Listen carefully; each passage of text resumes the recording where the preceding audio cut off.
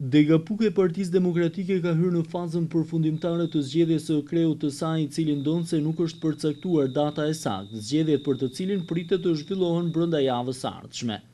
Drejtues të Partisë Demokratike nga të gjithë njësitë vendore të rrethit të Pukës u mlodhen sërish sot në një takim me dyert të mbyllura, kur ra në sy dhe prania ish deputetit Ndue Paluca. Tema e mbledhjes së kësaj të enjte duket se ka qenë përcaktimi i numrit të delegatëve të cilët përmes vullnetit të tyre zgjedhin dhe kreun e degës së Partisë Demokratike.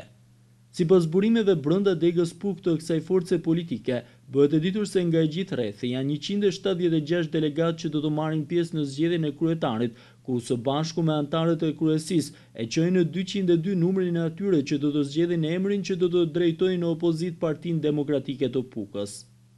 Gjatë mbledhjes e cila nuk ka kaluar pa debate për shkak të grupeve mbështetëse për emrat e përfolur si kandidat për kreun e PD-s, duket se janë zyrtarizuar sot dhe kandidatët që do të garojnë për postin e kryetarit të Partisë Demokratike, të cilët janë Ferit Ringaj, Prel Gjoni, Mira Shmardode dhe Vladimir Kola, ndërkohë që Det Mema, një tjetër emër kandidues për këtë post, deri sot duket se është tërhequr.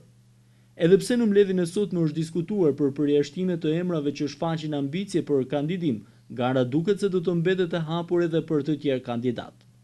Edhe pse konsiderohet si një garë e fortë për shkak të lobëve të krijuara sipas interesave tashmë delegatë të Partisë Demokratike, duhet të mendojnë mirë për të zgjedhur njeriun e duhur që çon drejt fitores PD-n e Pukës e mbi të gjitha të ketë dhënë prova se është i suksesshëm.